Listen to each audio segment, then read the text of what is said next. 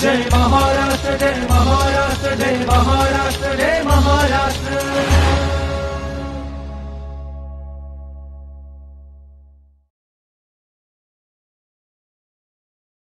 मंडळी नमस्कार. माहिती जनसंपर्क महासंचालनालय निर्मित जय महाराष्ट्र कार्यक्रमात मी राजेंद्र हुंजे तुमचं सगळ्यांचं स्वागत करतो. आज एका वेगळ्या विषयावर आपण चर्चा करणार आहोत. तो म्हणजे सगळ्यांनाच भेडसावणारा हा विषय आहे, खास करून शेतकरी बांधवांसाठी. कारण सतत बदलतं हवामान शेतीला अनेक वेळा कुठल्या ना कुठल्या तोट्यामध्ये नुकसानीमध्ये घेऊन जातो आणि शेतकरी हवालदिल होऊन जातो. मग या बदलत्या हवामानाच्या रूपाकडे पाहताना आणि बदलत्या हवामानाकडे पाहताना आपण नेमके शेतीमध्ये कोणते पूरक बदल करायला पाहिजेत, याशिवाय जे अपेक्षित आपल्याला असतं की पावसाळ्यामध्ये पाऊस पडायला हवा, हिवाळ्यामध्ये थोडंसं दव पडायला पाहिजे आणि पीक चांगलं यायला पाहिजे, पण नेमकं उलटं होतं. दवाच्या ठिकाणी आपल्याला पाऊस मिळतो आणि जिथे पाऊस अपेक्षित नसतो तिथे मात्र कडक ऊन मिळतं. अशा वेळेला पिकांचं होणारं नुकसान आणि याच्यातून शेतकऱ्यांच्या पदरी पडणारी निराशा, यासाठी म्हणून शासनानं नानाजी देशमुख कृषी संजीवनी प्रकल्प हा सुरू केला आहे आणि या माध्यमातून त्यांना योग्य मार्गदर्शन, सल्ला आणि नवनवीन जे तंत्रज्ञान येत आहेत त्या तंत्रज्ञानाचा फायदा शेतीच्या उपयोगासाठी कसा करून घेता येईल त्यात खास करून मार्गदर्शन केलं जातं. आणि याच्याशिवाय गाव हा एक घटक पकडून या प्रकल्पाला जोडला गेलेला आहे आणि त्या माध्यमातून गावातल्या महिला असतील, शेतकरी असतील, यांचे वेगवेगळे गट तयार करून त्यांना या योजनेशी संलग्न करून घेऊन त्यांचा फायदा पुढे शेतीसाठी आणि शेती उत्पादक वेगवेगळ्या प्रकल्पांसाठी असेल किंवा धान्य उत्पादनासाठी असेल कसा करून घेता येईल याबद्दल आज बोलणार आहोत. यासाठी आपण आमंत्रित केलं आहे कृषी विद्यावेत्ता तथा मृदतज्ञ श्री विजय कोळेकर सरांना. सर नमस्कार, मनापासून स्वागत तुमचं जय महाराष्ट्रामध्ये. सर, विषय खरोखरच खूप गंभीर एका बाजूला आहे आणि दुसऱ्या बाजूला त्याची खरी गरज आहे की नेमकं मार्गदर्शन मिळण्याची. जे गेले काही दिवस आपण बघतोय की हे आत्ताचं नाही आहे, गेल्या 2-3 वर्षापासून हवामानातले वेगवेगळे बदल वेगाने होताना दिसत आहेत. मग त्याला जागतिक हवामान बदलाचा काही संदर्भ असेल किंवा ग्लॅशियर्सच्या संदर्भामधले काही हिमनग जे वितळत आहेत याचे काही संदर्भ असतील आणि अवेळी पडणारा पाऊस, ज्याला अवकाळी पण म्हणू किंवा अपेक्षित नसणाराही पाऊस आहे, तर अशा बदलांबद्दल साधारण या प्रकल्पामध्ये काय विचार केला गेला आहे? अगदी सुरुवातीलाच आपण बघितलं तर हा बदल होतो हे जाणीव जगभरामध्ये झालेली आहे आणि ह्याच्यासाठी आपण दरवर्षी ह्या जागतिक परिषदा देखील घडत आहेत. विविध देशामध्ये ह्यावर चर्चा होते की एकूण कसं हे पृथ्वीवरचं वातावरण बदलतं आहे आणि त्या वातावरण बदलाच्या संपूर्ण अभ्यासाअंती असं दिसून येतं आहे की हा बदल जागतिक पातळीवरचा आहे, तो देशपातळीवर आहे, तो राज्यपातळीवर देखील आहे आणि तो गावापातळीवर देखील आलेला आहे. आता म्हणजे हळूहळू बदल जाणवताना त्याची जाणीवा गावापर्यंत आलेल्या आहेत आणि ह्या बदलामध्ये जसं आपण म्हटलं की तापमानामधली वाढ असेल ही जाणवतीच आहे. पर्जन्यमान जे होतं आहे, पाऊसमान आहे, त्यामध्ये होणारे अचानकपणे होणारे बदल, लहरीपणा म्हणून आपण त्याला, हे दिसून येत आहे. तर हे जाणीव आपलं होती आहे. थंडीमधले थंडी गायब होणं किंवा पावसाळ्यामध्ये थंडपणा येणं, अशा प्रकारे काही टेम्परेचर्समधले बदल ते जाणून येत आहेत. ते बदल हे जाणवत आहे सर्वत्र आता आणि म्हणून या जाणीव होणाऱ्या बदलांचा अभ्यास एका ठिकाणी होणे आणि यासाठी काही प्रक्रिया चालू असते आणि त्याबद्दल मग आपण देशाचा आराखडा बनवणं असेल, कारण बदलाला समोर जाण्यासाठी एक तुम्हाला आराखडा बनण्याची गरज असते आणि तो देशपातळीवर काम चालू आहे. म्हणजे आपल्या सर्वांनाच माहिती आहे की साधारणपणे 15 वर्षापासून याच्यावर काम चालू आहे आणि त्यातून आता गेल्या 10 वर्षामध्ये याच्यामध्ये एक कॉन्क्रीट असे आराखडे तयार करण्याची प्रक्रिया सर्व राज्यस्तरावर देखील सुरू झालेली आहे आता. आणि म्हणून आपण 2017मध्ये आपल्या राज्यानं हवामान बदल विषयक धोरण स्वीकारलं. पण सर, या धोरणाचा जेव्हा आपण स्वीकार केला त्यानंतर काय गोष्टी लक्षात आल्या की शेतीवरती याचे किती परिणाम दिसून येत आहेत आणि त्याच्या परिणामांचं स्वरूप पुढे आपण काय बदल केले? अगदी बरोबर आहे. हे धोरणाचं जेव्हा ठरवायचं काम चालू होतं, जो अभ्यास चालू होता, त्यावेळेला हा महाराष्ट्रातल्या शेतीवर ह्याचे परिणाम काय होत आहेत याचा अभ्यास केला गेला आणि त्या अभ्यासामध्ये असं दिसून आलं की एक आपलं प्रमुख पीक आता राज्यामध्ये बघितलं तर 2 प्रमुख पीक आहेत. एक आहे कापूस आणि दुसरं सोयाबीन आहे. म्हणजे 1.5 लाख हेक्टर क्षेत्रावर जे आपण खरीपात साधारणपणे पेरणी होती तर ते 40 लाखाच्या आसपास सोयाबीन आहे, 40 लाखाच्या आसपास कापूस आहे. या कापसावर त्याचा परिणाम दिसून येतो आहे की याच्यामध्ये तापमानातली जी काही 1.5 डिग्री 2 डिग्रीची वाढ आहे त्या वाढीमुळे साधारणपणे 10 ते 15% कापसाच्या उत्पादनामध्ये घट दिसून येतं आपल्याला. असे हा तापमान वाढीचा डायरेक्ट परिणाम त्या कापसावर दिसून येतो आहे. सोयाबीनवर तसा प्रकारचा परिणाम दिसून येतो आहे.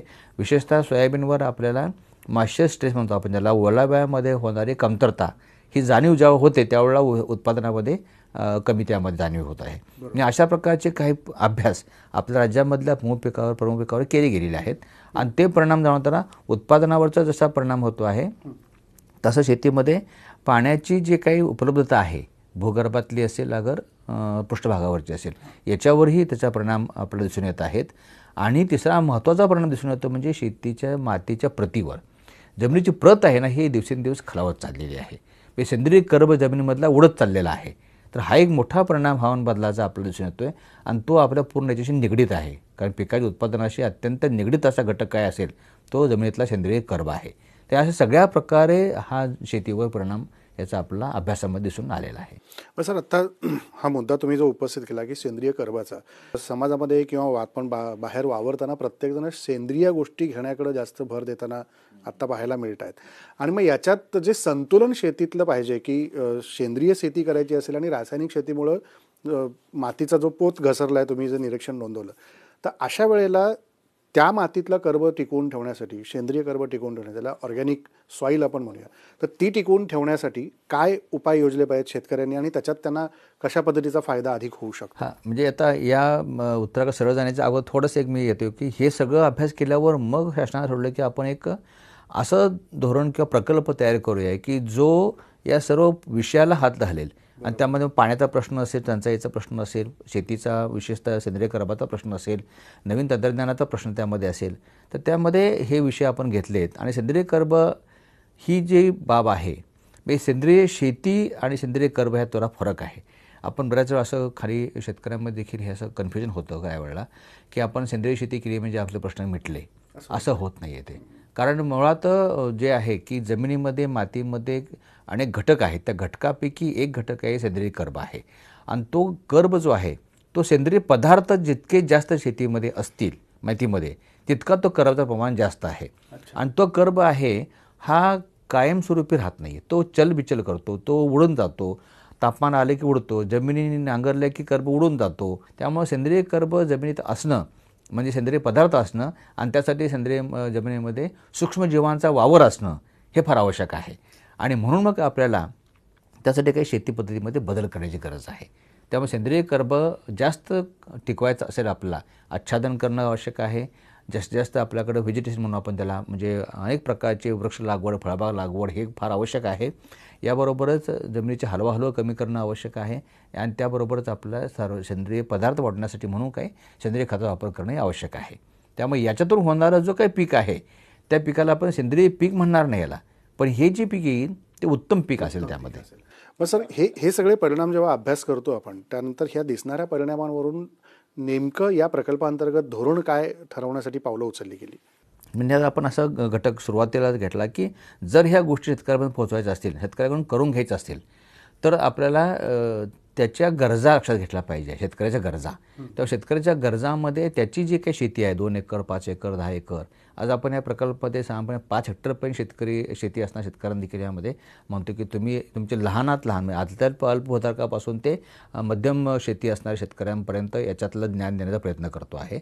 आणि त्यामुळे त्या सर्व जमिनीवर जे महत्त्वाचे जे काही म्हणून आपण त्याला की उपचार करणं आवश्यक आहे. त्यामध्ये पहिल्यांदा आहे की तुम्हाला पाण्याची गरज आहे. कारण ह्या हवामान बदलामध्ये मोठा फटका बसला आहे तो म्हणजे जमिनीतल्या पाण्याला बसलेला आहे. आणि म्हणजे त्या जमिनीचा ओलावा म्हणून आपण आणि भूगर्भातलं पाणी म्हणून आपण ह्याला बसलेलं आहे. त्यामुळे त्याच्यावर एक मोठा फोकस आमचा आहे.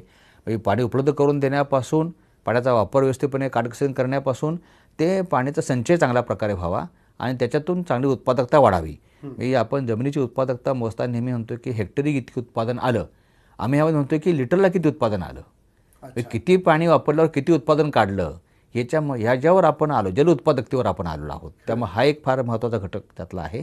दुसरा घटक आपण म्हटल्याप्रमाणे जमिनीचे आरोग्य आहे. तर ते आरोग्य तपासून घेणे, नंतर त्या आरोग्यावर त्याचा वाढवण्यासाठी प्रयत्न करणे आता बोलल्याप्रमाणे आपण, आणि त्याच्यातून मग आपण उत्पादकता वाढवणे हा एक आहे. तिसरा ह्यातला धोरणातला भाग असा आहे तो म्हणजे विविधता आणणं, पिकामध्ये विविधता. कारण हवामान बदल ज्यावेळेला घडतो त्यावेळेला फटका बसतो, त्यावेळेला एकच पीक पद्धती आपल्याकडे असेल तर फटका मोठा बसतो. पण आपल्याकडे बहुविध पीक पद्धती जर आपण अवलंबली तर काही ना काही पिकं आपल्या हा पत्रामध्ये शेतकऱ्याच्या पडू शकतं. आणि त्यामुळे बहुपीक पद्धतीचा वापर करणे किंवा प्रसार करणे, आणि ते करत असताना नवीन तंत्रज्ञान जे स्वीकारलं गेलं आहे, म्हणजे विशेषतः कृषी विद्यापीठामध्ये बरेच संशोधन चालू असतं आणि त्या संशोधनामधून काही हवामान बदलाला पूरक अशा गोष्टी आलेल्या असतात. मग त्या पूरक तंत्रज्ञान लोकांपर्यंत पोहोचवणं हा त्यातला एक महत्त्वाचा भाग आहे. तर हे धोरण आपण घेतलेली आहेत. त्यामध्ये प्रामुख्यानं शेतकऱ्याला ज्यावेळेला तोंड द्यायचं आहे हवामान बदलाला, त्यावेळेला तो सक्षम बनला पाहिजे आहे. तर शेतीमध्ये ह्या गोष्टी किमान त्यानं केल्या पाहिजेत, अवलंब केल्या पाहिजे आहे. सर, याच्यात तुम्ही आत्ता भूजल पातळीचा उल्लेख केला, तर म्हणजे सातत्याने गेल्या काही वर्षांपासून आपण बघतोय की काही वर्षांच्या अंतराने, म्हणजे 1-2 वर्षानंतर मध्ये एखादा वर्ष गॅप गेला, चांगला पाऊस पडतो, आता पुन्हा एकदा ती पाणी टंचाईची परिस्थिती साधारणतः सगळीकडे देशभरामध्ये काही काही टप्प्यात काही राज्यांमध्ये दिसायला लागली आहे. आणि भूजल पातळी घसरण्यामागचं दुसरं कारण की पाण्याचा जास्तीत जास्त केलेला उपसा शेतीसाठी असेल किंवा इतर काही कामांसाठी. मग मध्ये जी पिकं घेतली जातात त्याला कमी पाणी वापरून अधिकाधिक चांगलं पीक कसं घेता येऊ शकतं आणि त्यासाठीच्या उपाययोजना, मग ते पाझर तलावासारखे प्रकल्प असतील किंवा शेतामध्ये छोटंसं शेततळं उभं करणं असेल, अशासाठी काही मार्गदर्शन आपण करतो का? अगदी म्हणजे तुम्ही फार महत्त्वाचा मुद्दा आहे ते उपस्थित केलेला आहे. कारण उपलब्ध पाण्याचा वापर हा फार महत्त्वाचा विषय आहे. मुळात आपली शेतीच 80-82% कोरडवाहू आहे राज्यातली. 18 ते 20% आपल्याकडे सिंचन सुविधा आहे. तेव्हा आहे ते सिंचन आपलं कसं वापरता येईल यासाठी म्हणून लक्ष देणं गरजेचं आहे. म्हणून प्रकल्पानं फार मोठं यामध्ये फोकस केला की उपलब्ध पाण्याचा काटकसरीने वापर करण्यासाठी काय केलं पाहिजे. तर पहिली गोष्ट अशी आहे की सूक्ष्म सिंचनाचा वापर केला पाहिजे आहे. जेवढं पाणी आपल्याकडे उपलब्ध आहे मग ते ठिबक सिंचनाद्वारे, तुषार सिंचनाद्वारे आपण वापरलं गेलं पाहिजे आहे. कारण त्याच्यामध्ये 50 ते 60% बचत पाण्याची होऊ शकते. हेच झालेलं आहे. काही ठिकाणी 70% पण बचत होती आहे. पण आमचं आवर्दर्शन असं आहे की एवढी बचत तर होतीच आहे. मग जर बचत होते तर आम्ही मग ती पद्धत का वापरू नये. आणि याला शेतकऱ्यांनी उत्तम प्रतिसाद दिला आपल्याला. आणि आत्तापर्यंत आपण नाही म्हटलं तरी जवळपास म्हणजे 3-3.5 लाख हेक्टर क्षेत्रापर्यंत हे म्हणजे सूक्ष्म सिंचनाचा वापर वाढण्याकडे लोकांचा कल वाढलेला आहे. आणि त्यामुळं 100-150 नवीन क्षेत्र सिंचनाखाली आणू शकलो आपण. म्हणजे हा एक मोठा बदल भूगर्भातलं पाणी वापरण्याकडे होतो. कारण आपण म्हणलं हे बरोबर आहे, उपसा होतोय ना, रब्बी ज्यावेळेला सुरू होतो आपला तेव्हा पाणी खालचंच घ्यावं लागतं आपल्याला. पावसाळ्यामध्ये वरचं पाणी वापरून, परंतु रब्बी आणि उन्हाळी पिकासाठी पाणी खालचंच घ्यावं लागतं जमिनीमधून. आणि नेमकं त्यावेळेला वापर आपला व्यवस्थितपणे होणं गरजेचं आहे. आणि म्हणून ह्या सूक्ष्म सिंचन पद्धतीचा वापर करणं, त्याबरोबरच जे काय पावसात पाणी पडतं ते वाहून जातं. वाहून जाण्याप्रमाणे आम्ही मोजलेलं आहे. तर ते बऱ्याच वेळेला ते आपल्या म्हणजे आपण म्हणतो की गावाच्या शिवारामध्ये पडलेल्या पाण्यापैकी साधारणपणे 70% पाणी शिवारामध्ये मुरलं पाहिजे, 30% पाणी खालच्या गावाला गेलं पाहिजे आहे. आता असं दिसतंय की म्हणजे 30% देखील पाणी मुरत नाही आहे. बहुतांशी पाणी हे खालच्या भागाला वाहून जातं. आणि म्हणून या ठिकाणी पाणी अडवणं आणि त्याचं साठवण करणं हे गरजेचं आहे. म्हणून आपण शेततळ्यावर फार मोठा जोर दिलेला आहे या प्रकल्पातून. आणि वैयक्तिक शेततळी असतील, सामूहिक शेततळी असतील, जी करून पावसाळ्यातलं जास्त पाणी आहे ते शेततळ्यामध्ये साठवून ठेवायचं आणि ते पाणी नंतर मग पुढच्या पिकांना वापरायचं, याच्यावर आपण फोकस शेततळ्यावरही केलेला आहे. आणखी हे करत असताना भूगर्भातला विषय तुम्ही काढला म्हणून सांगतो की विहिरी, कारण विहीर हे महत्त्वाचं साधन पाण्याचं आहे. पण त्याची पाण्याची पातळी ही दिवसेंदिवस खालावत चाललेली आहे. मग ती पाण्याची पातळी खालावती आहे हे लक्षात घेऊन आपण ते विहिरींचं पुनर्भरण करू शकतो आपण पावसाच्या पाण्यानं. तर त्यावर आपण ह्यामध्ये धोरणावर भर दिलेला आहे. जे त्याच्या नैसर्गिक झऱ्यांच्या बाबतीत देखील आपण काही वेगळ्या पद्धतीने काम करू शकतो. जे नैसर्गिक झरे आता आहेत नदीमध्ये, विशेषतः असणारे, ओढ्या नाल्यामध्ये असणारे, त्या ठिकाणी त्याच्यामधून आपलं भूजल पुनर्भरण करणं गरजेचं आहे. म्हणून आपण एक उपक्रम सुरू केलेला आहे की यामध्ये रिचार्ज शाफ्ट म्हणतो आपण त्याला, भूजल पुनर्भरण करण्याचे चर काढणे. आणि त्यासाठी त्याच्यामध्ये एक प्रकारचं पद्धती आहे जी आपण भूजलशास्त्रानं विकसित केलेली आहे. तशा प्रकारचे आपण रिचार्ज शाफ्ट आणि रिचार्ज ट्रेंच आपण त्या भागात घ्यायला सुरू केलेलं आहे. आपण काही प्रयोगात्मक जवळपास आम्ही अशा 100-200 गावामध्ये आपण ते काम केलेलं आहे. सर, याच्यामध्ये आणखी एक महत्त्वाचा भाग म्हणजे नानाजी देशमुख कृषी संजीवनी प्रकल्प जो आहे, याच्यामध्ये ग्रामसंजीवनी समिती आपण गठीत करतो. तर त्याच्यातला उद्देश नेमका काय आहे की ग्रामसंजीवनी समिती नेमकं काय काम करते किंवा त्यांच्याकडनं अपेक्षा काय असते? आता अगदीच म्हणजे हा विषय असा पुढं आपण आणलेला आहे की हे सर्व जर करायचं असेल, शेतकऱ्यांना करायचं असेल तर हे शेतकऱ्यांनी एकट्यानं करणं शक्य नाही आहे. म्हणून ग्रामपंचायतीचा हा फार मोठा भाग आहे ॲक्च्युली. म्हणून आपण या प्रकल्पामध्ये ग्रामपंचायतला फार महत्त्व दिलेलं आहे. आणि ग्रामपंचायतीच्या वतीने अभ्यास केला आम्ही असता की तिथं अनेक प्रकारच्या समित्या ग्रामपंचायतीमध्ये कार्यरत आहेत. मग शिक्षणासाठी समिती आहे, पाणीटंचाईसाठी समिती आहे, तंटामुक्त समिती आहे. पण आम्ही विचार केला की बाबा शेतीविषयक चर्चा करायला समिती का नसावी. म्हणून मग आपण ग्रामपंचायती अंतर्गत आपला जो कायदा आहे, अधिनियम कायदा जो आहे, तर त्याच्या अंतर्गत आपण 49 क्लॉज जो आहे आपला, त्याला उपसमिती तयार करायचा अधिकार पूर्णपणे ग्रामपंचायतला, ग्रामसभेला आहेत. आणि तो आधार घेऊन आपण ग्रामसमिती ही आपण तयार केली आणि ती शेतीविषयक आहे म्हणून त्याला नाव आपण दिलं ग्राम कृषी संजीवनी समिती. आणि ती समिती ही फक्त शेतीवर चर्चा करेल, शेतीविषयक प्रकल्पात जे काय लोकांना लाभ घ्यायचे आहेत उदाहरणार्थ त्याचा प्राधान्यक्रम ठरवेल, निवड करेल, लाभार्थी निवड करेल, अशा प्रकारची कामं ती संजीवनी समिती करेल. आणि सांगायला तुम्हाला आनंद असा आहे की यामध्ये ही जी समितीचं कामकाज गेलं 4-5 वर्षामध्ये लोकांनी जे केलं आणि त्यातून जे काही लाखो शेतकऱ्यांपर्यंत लाभ देण्यामध्ये समितीने मोठा म्हणजे ते योगदान दिलेलं आहे. हा अनुभव लक्षात घेऊन राज्य शासनानं आपल्या हा निर्णय घेतला की समिती प्रकल्पाच्या गावापुरती का असावी, ही पूर्णच राज्यामध्ये असायला पाहिजे आहे. आणि म्हणून सप्टेंबर 20मध्ये निर्णय घेतला आणि राज्यभरामध्ये आता ग्रामपंचायती अंतर्गत ग्राम कृषी विकास समिती देखील स्थापन करण्यात आलेली आहे. म्हणजे हे संजीवनी समितीचं पुढचं पाऊल आपण म्हणूया. तर त्याचा एक यशाचा टप्पा आहे असं म्हणायला हरकत नाही. सर, याला जोडून जसं आपण ग्राम कृषी संजीवनी समिती जी केली तर त्याच्यामध्ये आपण महिलांना देखील तितकंच प्राधान्य दिलं आहे, शेतकरी गट तयार करून त्याला प्राधान्य दिलं आहे. पण याच्यामध्ये आपण खास करून शेतकरी उत्पादक कंपन्या ज्या आहेत, ज्या यापूर्वी काही कृषी खात्याच्या अंतर्गत त्या विविध योजनेमध्ये निर्माण झाल्या, तर त्यांना आपण कसं एकत्रीकरण ह्याच्यात करण्याचा प्रयत्न केला. जसं म्हणलं की आपण एकट्यानं काम होणं शक्य नाही आहे, तसं समिती जसं म्हटलं आम्ही तसंच या ठिकाणी गावातले जे गट आहे, शेतकरी गट, महिला बचत गट आणि शेतकरी उत्पादक कंपन्या जाळं तर आपल्या राज्यभरामध्ये आपण म्हटल्याप्रमाणे खरोखरच आहे ते. म्हणजे आपण देशभरामध्ये नंबर 1 आहोत ज्यामध्ये शेतकरी उत्पादक कंपन्या तयारी केल्या. मग हे उत्पादक कंपन्यांना एक व्यावसायिक दृष्टिकोन यावा आणि तो दृष्टिकोन आणताना एकत्रपणे शेती करून, एकत्रपणे पिकांची लागवडी पद्धती करून त्याचा आलेला उत्पादन मालावर प्रक्रिया करणं असेल किंवा ते माल साठवणूक करणं असेल, सगळ्या गोष्टी तिथं झाल्या. मग हे सगळं विचार करताना याची सांगड घालून आम्ही काय केलं की शेतकरी उत्पादक कंपन्या ज्या काही आहेत आज त्यांना आम्ही सक्षम करण्यासाठीचा एक प्रयत्न या प्रकल्पात सुरू केलेला आहे. आणि ज्याचा उद्देशच आपला असा आहे की किफायतशीरपणा वाढवणे. कारण शेवटी शेती करताना सक्षमता तुम्हाला आम्ही करू, हवामान बदलाला आपण सक्षम राहू, पण उत्पादन केलेल्या मालाचा जर मोल मिळाला नाही तर तुम्ही शेती किफायतशीर होणार नाही आहे. आणि म्हणून किफायतशीरपणा वाढवून देखील तेवढंच गरजेचं आहे. म्हणून आपण हे दोन्ही उद्देश लक्षात घेतला तर आपण गट आणि कंपन्यांना देखील यामध्ये सहकार्य केलेलं आहे. खूप चांगली गोष्ट आहे. आता याच्यात सर जसे प्रस्ताव येतात, ग्रामसभेला जसे अधिकार आपण दिले ग्राम कृषी संजीवनीच्या मार्फत, तर त्या समितीकडून जसे प्रस्ताव येतात त्या प्रस्तावानुसार शेतकऱ्यांना मदत करण्याकरता आपल्या प्रकल्पाकडून त्याचा आराखडा नेमका कसा तयार केला जातो आणि मग पुढचा टप्पा त्यातला कसा असतो. बरोबर. यामध्ये एक आराखडा तयार करण्याची पद्धती आपण ग्रामपंचायतीच्या समितीवर सोपवलेली आहे की तुम्हाला काय पाहिजे आहे गावाला याचा अभ्यास करा. त्यासाठी आम्ही आमचे प्रकल्पाचे अधिकारी, कृषी विभागाचे अधिकारी हे सर्व त्यांच्या तांत्रिक सहकार्य करण्यासाठी तिथं आपण जवळपास 4 दिवसीय प्रक्रिया चालते गावामध्ये. त्या 4 दिवसामध्ये गावाचं पूर्ण शिवार फिरून बघितलं जातं. गावामध्ये विविध पिकांचा अभ्यास केला जातो, कुठे विहिरी आहे त्याचा अभ्यास केला जातो, पूर्वीपासून काही कामं झाली असतील गावामध्ये, जलसंधारणाची कामं झाली असतील त्याचंही ह्या ठिकाणी सर्वेक्षण केलं जात असतं.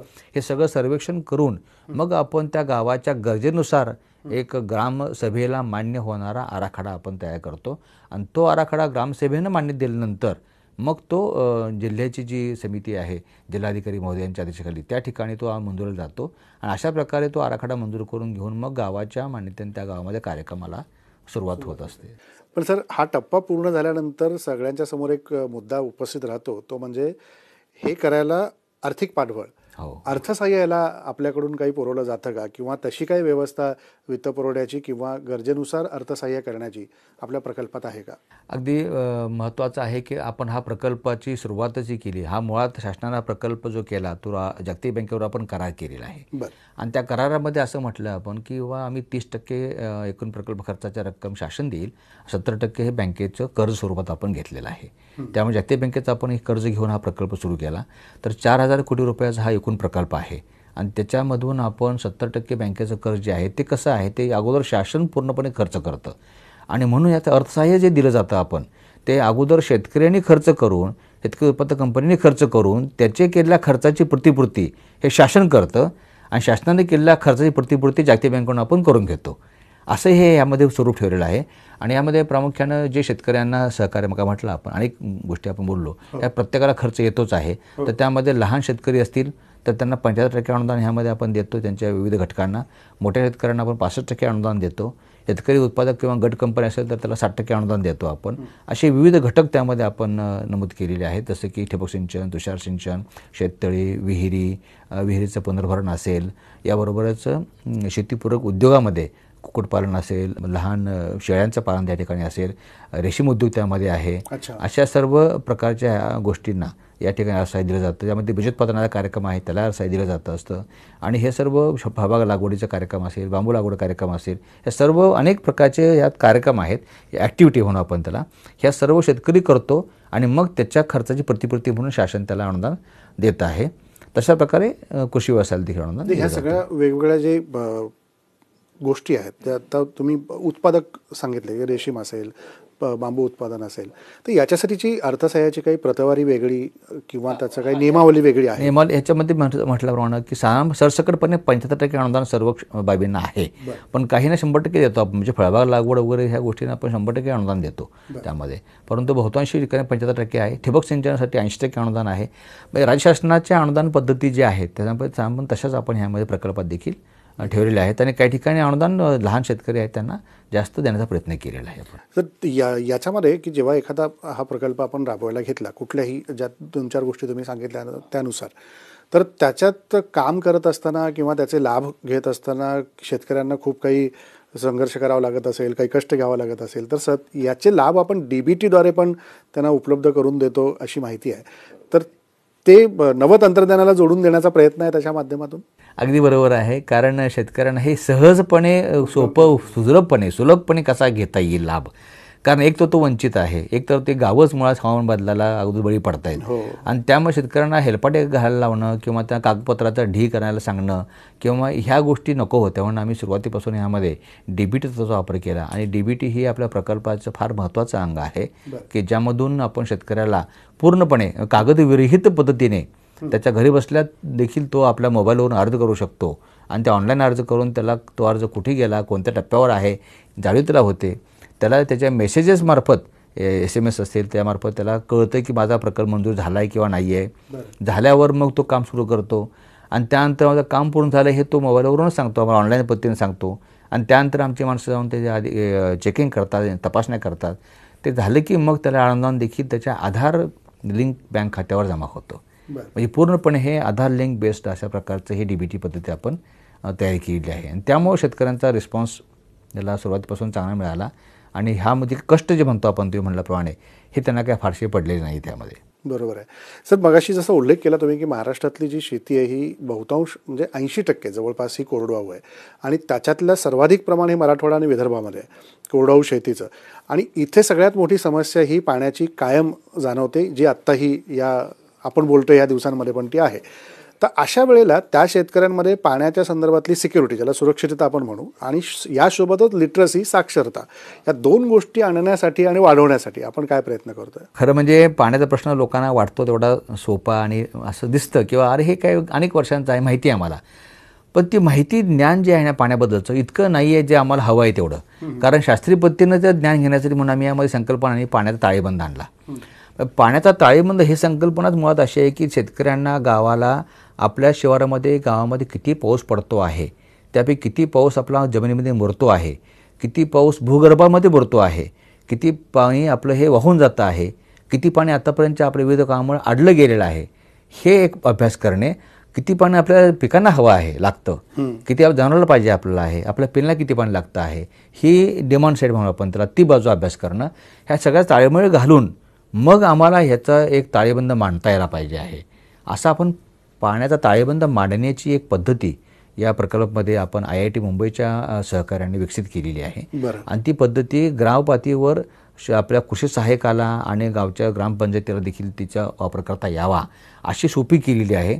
आता आम्ही त्याचा वापर करून म्हणजे जलसंधारणाची कामं करताना अगोदर ताळेबंद किती आहे तो बघा आणि मग तुम्ही कामं करा, असा आपण संदेश दिलेला आहे.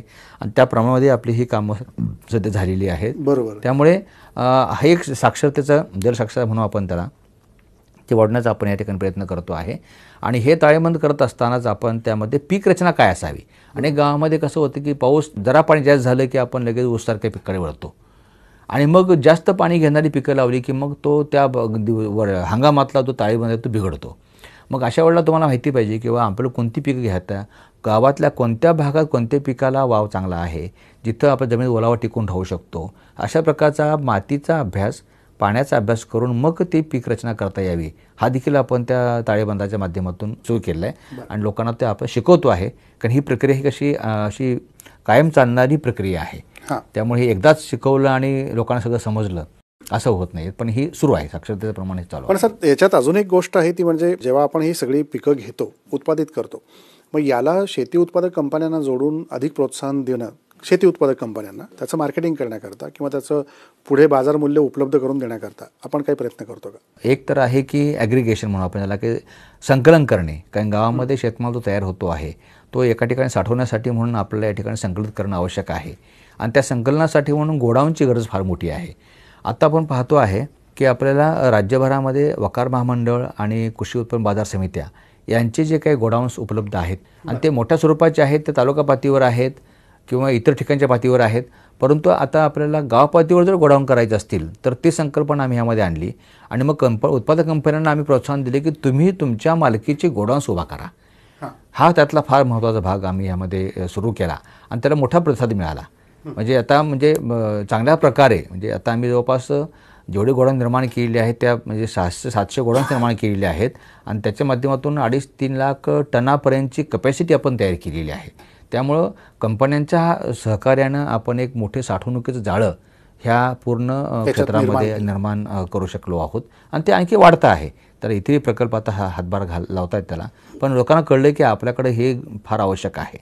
बरं सर, याच्यात मगाशी असा DBTचा उल्लेख झाला, तर एक डिजिटल क्रांती आणण्याचा देखील प्रयत्न नानाजी देशमुख कृषी संजीवनी प्रकल्प जो आहे त्यात केला जातोय. बरोबर, केला जातो आहे. कारण हे बेसिक जे आपण मगाशी DBT म्हटलं याच्यातून आम्ही असं लक्षात आलं की आपलं अनेक बाबी आम्ही त्यामध्ये प्रयोग केलेले आहेत डिजिटल क्रांतीचे. त्यामध्ये सगळ्यात महत्त्वाचा जो हे आहे प्रयोग आहे त्यामध्ये आहे की विशेषतः आपण प्रकल्पात काम करत असताना शेतकऱ्याला काय काय लागतं हे पाहिलं आम्ही. तर त्यामध्ये त्याचा प्रकल्पात लाभ घेणं जसं महत्त्वाचं आहे तसं त्याला त्याचं ज्ञानाची गरज जास्त आहे. त्यामुळे त्याचं ज्ञान त्याला मिळण्यासाठी म्हणून काही सल्ला त्याला मिळाला पाहिजे आहे. यासाठी म्हणून आपण या ठिकाणी कृषी हवामान सल्ल्याचं देखील सुरुवात केलेली आहे की जो तालुका पातळीवर सल्ला त्याला ऑटोमॅटिकली हवामानाचा अंदाज कळेल आणि त्या हवामानाच्या अंदाजा आधारे त्याला पीक सल्ला देता यावा म्हणून आपण अशा प्रकारचं एक डिजिटल टूल तयार केलेलं आहे की जे शेतकऱ्यांना सल्ला देण्यासाठी उपयोगी पडतं आहे आपल्याला. त्याबरोबर आपण हे करत असताना मगाशी म्हटलं आपण आराखडा बनवतो म्हटलं आपण. आराखडा बनवून देखील आता एकदा आपण 4 दिवस गावात राहून जेव्हा आराखडा बनवतो त्यावेळेला हे सगळ्या गोष्टी डिजिटल टूलमध्ये एखाद्या मोबाईल ॲपमध्ये कॅप्चर करता याव्यात म्हणून आम्ही तशा प्रकारे त्या शेतकऱ्यांना आपल्या गावकऱ्यांना ते मोबाईल ॲप असं उपयोग करून दिलं की ज्यात त्या सगळ्या गोष्टी कॅप्चर होतील, त्यांचा सगळी माहिती आहे गावाची आणि ती माहितीचा वापर करून ते आराखडा बनवायला सोपं होऊन जाईल त्यांना. तर त्याचे आपण टूल या ठिकाणी तयार केलेलं आहे. पाण्यात ताळेबंद आपण मगाशी बोललो ते डिजिटल स्वरूपात आपण आणलेलं आहे. त्याचे म्हणजे आज आम्हाला ही माहितीची गरज नाही की कोणत्या भागामध्ये गावामध्ये किती पाऊस पडला, तो आम्हाला रोज या ठिकाणी आपल्याकडे जे काही महावेद नावाचा प्रकल्प चालू आहे की ज्यामध्ये आपण रेव्हेन्यू सर्कल जे आपले आहेत महसूल मंडळ आहेत त्या महसूल मंडळाच्या ठिकाणी आपण ऑटोमॅटिक वेदर स्टेशन बसवलेली आहेत आणि स्वयंचलित हवामान केंद्रामध्ये आपला पर्जन्यमान, तापमान, आर्द्रता, ह्युमिडिटी, वाऱ्याचा वेग, दिशा ह्या सगळ्या गोष्टी तिथं दररोजच्या रोज ह्या ठिकाणी कॅप्चर होत असतात आणि ती सगळी माहिती आमच्या प्रकल्पाकडे येते आणि त्याचा वापर आपण करून ते ज्या भागासाठी ती माहिती उपयुक्त आहे तर त्या भागासाठी म्हणून ती उपलब्ध करून दिली जात असते. अशा प्रकारे आपण तोही एक मार्ग सुरू केलेला आहे ज्यामुळे आराखडा बनवणं सोपं होतं आणि सल्ला देणंही सोपं होतं यामध्ये होतं आहे. तर हे करत असताना मग मुख्य काय आहे, सगळे प्रकल्प राबवताना शेवटी विस्तार कार्यकर्ते, कृषी विभागाचे आमचे खाली क्षेत्रीय कर्मचारी हे महत्त्वाचे आहेत. तर त्यांना देखील ह्या डिजिटल क्रांतीमध्ये आम्ही सामावून घेतलं आणि त्यांचं काम इतकं सोपं केलं की ऑफिस ऑन मोबाईल अशी संकल्पना आम्ही आणली. त्यांच्या मोबाईलमध्ये संपूर्ण प्रकल्पाचं पूर्ण कामकाज त्यांना करता येतं. मग इथे लाभार्थ्याचं निवड करण्यापासून त्याचे जे काही पहिला अर्ज आहे, नोंदणी आहे, अर्ज करणं आहे हे त्याला पाहता येईल आणि त्याबरोबरच तपासणी करणं आहे, पडताळणी करणं आहे हे करता येईल. त्याबरोबर शेतीशाळा जी आम्ही सुरू केलेली आहे त्याच्यात त्याचा वापर करता येतो. अशा प्रकारे अनेक गोष्टींमधून डिजिटल टूल आम्ही वापरलेत आहेत आणि याचा परिणाम असा झाला की कृषी विभागानं याच्यातलं DBT तत्व जे आहे आपलं हे DBTमध्ये आपण स्वीकारलेलं आहे आणि आज आपण कृषी विभागाच्या जवळपास सर्व लाभाच्या योजना ह्या DBTवर आता आलेल्या आहेत.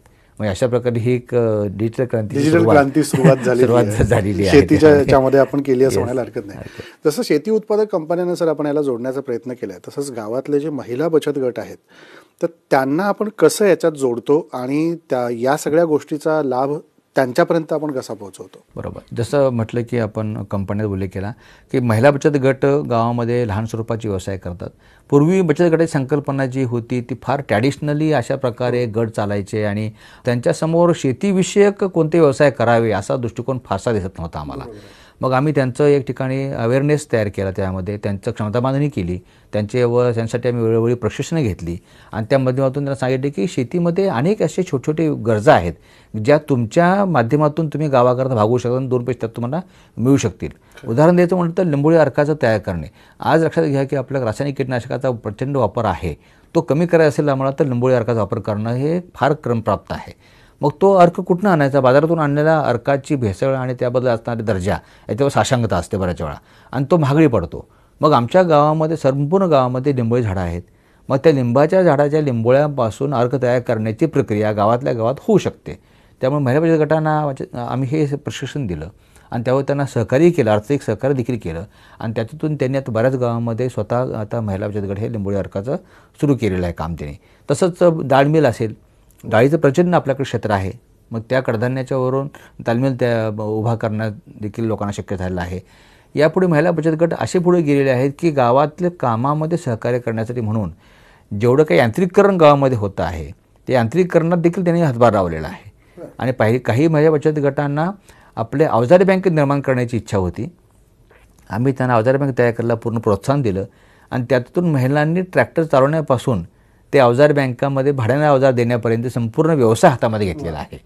म्हणजे अशा प्रकारे महिला बचत गटांनी फार म्हणजे क्रांतिकारक काम चालू केलेलं आहे आणि विशेषतः ते सर्व शेतीविषयक ज्ञान घेण्यासाठी म्हणून महिलांच्या शेतीशाळा आपण सुरू केल्या आणि त्या बचत गटांनी मोठं सहकार्य या ठिकाणी आपल्याला दिलेलं आहे. अगदी खरं आहे की म्हणजे गाव पातळीवरच्या पूरक घटकांना एकत्रित जोडण्याचं काम या प्रकल्पाच्या माध्यमातून केलं गेलं असं म्हटलं तरी वावगं असणार नाही. आणि याच्यात सर आत्तापर्यंत आपण जे 5,000 गावं निवडली आणि वेगवेगळ्या जिल्ह्यातली ती गावं आहेत त्यांच्यापर्यंत ही योजनाने हा प्रकल्पाचं सगळं काम पोहोचवलं आहे, तर त्याच्यातले काही यशकथा आपल्याला काही सांगता येतील का? भरपूर अशा गोष्टी आहेत आणि हे 5,000 गावं हाच मोठा विषय आहे. कारण असा हा पहिला प्रकल्प आहे की जो एवढ्या मोठ्या विस्तारित स्वरूपात राबवला गेलेला आहे. कारण कोणत्याही प्रकल्पात गावसंख्या इतकी नसते, ती आम्ही आता ह्या ठिकाणी घेतलेली आहे आणि ती घेत असताना आपण 15 जिल्हे म्हणजे जवळपास आणि त्यातलं नाशिक जिल्ह्यामधला मालेगाव तालुका आज 16 जिल्ह्यामध्ये आपण हे गावं आहेत विस्तारलेली आहे, विखुरलेली आहेत आणि त्या गावापर्यंत पोहोचत असताना अनेक भागातील कृषी हवामान पद्धतीप्रमाणे किंवा काही व्यावसायिकप्रमाणे लोकांनी त्यामध्ये रिस्पॉन्स दिला आणि त्याच्या यशकत तयार झालेल्या आहेत. अगदी उदाहरण द्यायचं म्हटलं आपण तर बदलत्या हवामानामध्ये काय महत्त्वाचं होतं आम्हाला की लोकांनी शेतीमध्ये बदल करणं गरजेचं होतं. बदल कोणता तर नेहमीच शेती मी करतोच आहे, अरे पण ह्यामध्ये ज्यावेळा अतिवृष्टी होते किंवा ज्यावेळा पावसात खंड पडतो त्यावेळा काय केलं पाहिजे आहे तर आम्ही यामध्ये ब्रॉड वेड फरो किंवा रुंद वाफा आणि सरी तंत्रज्ञानाचा प्रसार केला, BBF. तर BBF करण्यासाठी मग आम्ही लोकांना प्रोत्साहन ज्यावेळी केलं तर काही गावं तयार झाली आणि अशी काही गावं पुढे आली ह्यामध्ये आहे. वाशिम जिल्ह्यामधले काही गावं असतील, लातूरमधले काही गावं असतील, या गावांनी BBF तंत्रज्ञानाचा पूर्ण गावभर प्रसार केला आणि त्या गावातील शेती बेडवर त्यांनी आणली पूर्णपणे. अशी गावं अशी आणली की ज्याचा वापर केल्यामुळे त्यांची शेती दोन्ही प्रकारच्या हवामान बदलामध्ये वाचली. म्हणजे खंड पडला तरी पिकं वाचली आणि अतिवृष्टी झाली तरी पिकं वाचली आणि अशा प्रकारे हजारो हेक्टर क्षेत्र आता BBF खाली आणलेलं आहे. ही यशकथा आहे ह्या तंत्राची म्हणतो आम्ही ह्यामध्ये आणि गावांनी तर घेतली पण तंत्र लोकांच्यापर्यंत पोहोचलं. त्यासाठी कृषी विज्ञान केंद्राच्या माध्यमातून आम्ही लोकांना प्रशिक्षण दिली. तर ही एक मोठी यशकथा आपल्याला म्हणता येईल.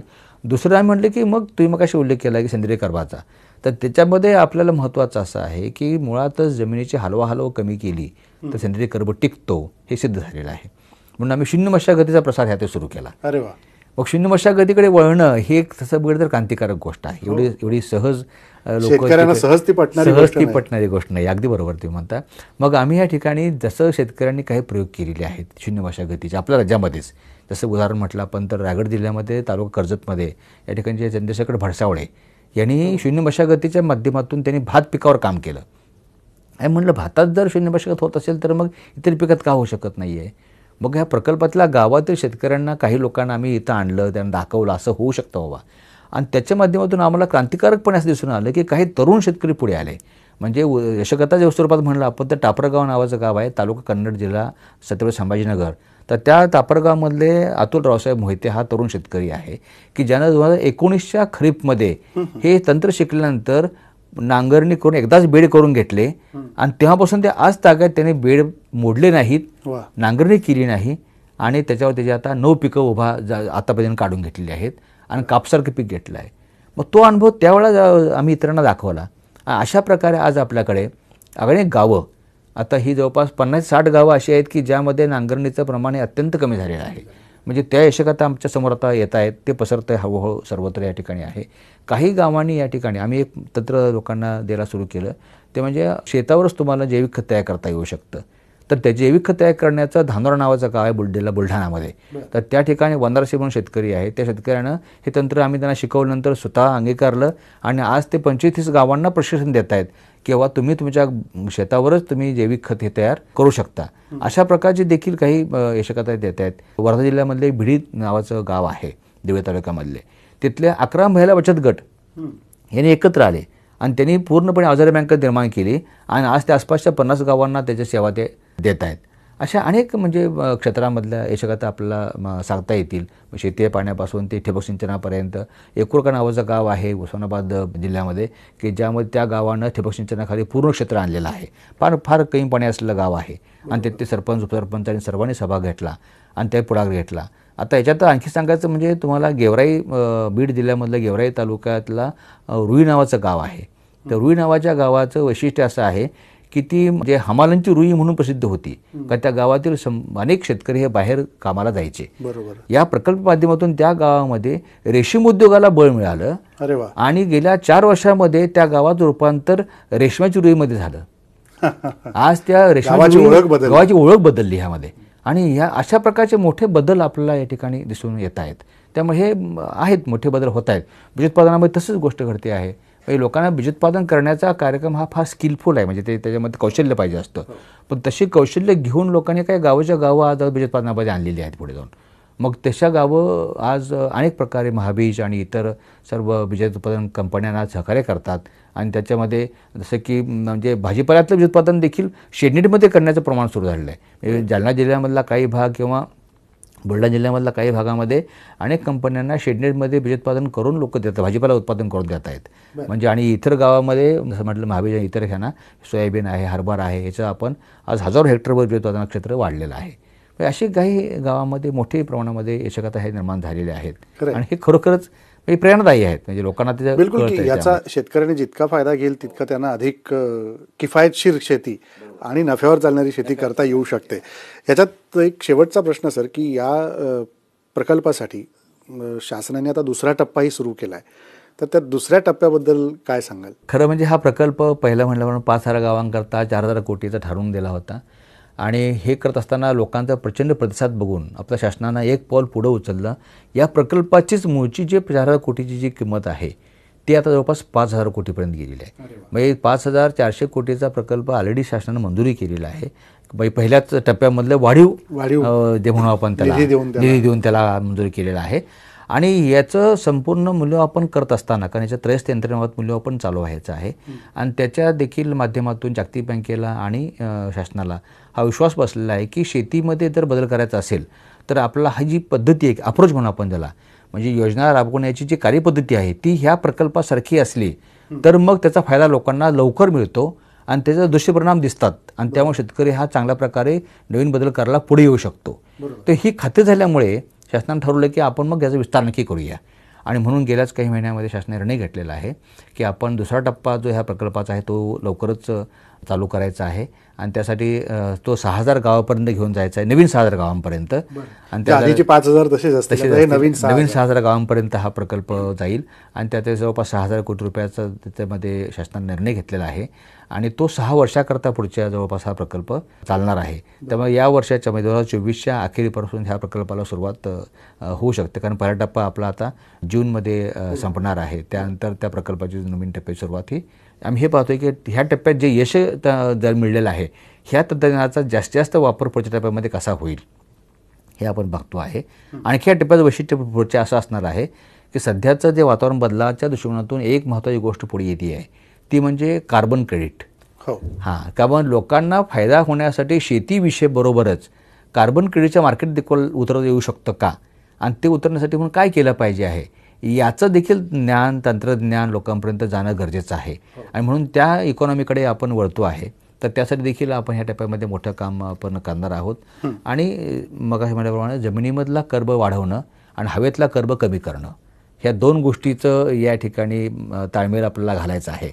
आणि म्हणून हा टप्पा जो आहे आमचा दुसरा टप्पा, हा आणखी विस्तारित गावामध्ये जे जातो आहे त्या ठिकाणी आपल्याकडे विदर्भातली उरलेली जे काही जिल्हे आहेत, म्हणजे नागपूर, भंडारा, गोंदिया, चंद्रपूर, गडचिरोली, हे संपूर्ण जिल्हे त्यामध्ये आता नवीन टप्प्यामध्ये येत आहेत. तर 21 जिल्ह्याकरता हा प्रकल्प पुढचा असणार आहे.